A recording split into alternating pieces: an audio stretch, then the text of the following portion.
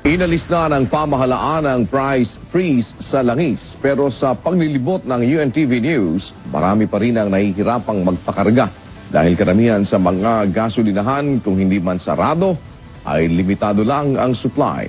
May hataw na balita si Benedict Galazan. Nagkukumahugwayan ng mga motorista dito sa Bataan para magpakarga ng gasolina at diesel sa pangambang baka tumaas na naman ang presyo ng produktong petrolyo. Simula pa noong Biyernes, hindi na mapatid ang mga consumers nang malamang tatanggalin na ang bisa ng Executive Order 839. Kaya naman ang mga gasolinahan nagtakda ng limit price na maaaring maikarga ng mga motorista. Sobrang dami na yung pagdating mga 4 o'clock siguro. As in yung mga sasakyan hanggang doon na sa dulo, 500 lang. 500 pesos, especially sa diesel. Wala namang magawa ang mga drivers kundi bumili kahit limitado. Pupultang ko sana eh. Wala na, 500 lang daw.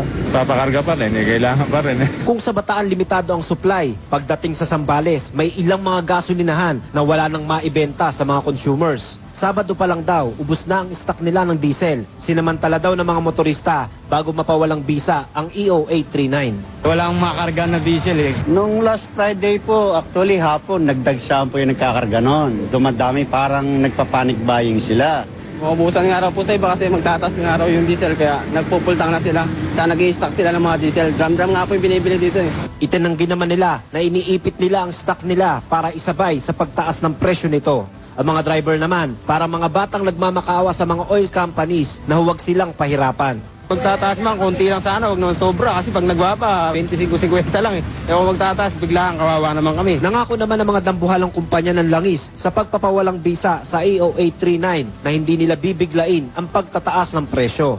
Benedict Galazan para sa Hataw Balita, ang UNTV News Worldwide.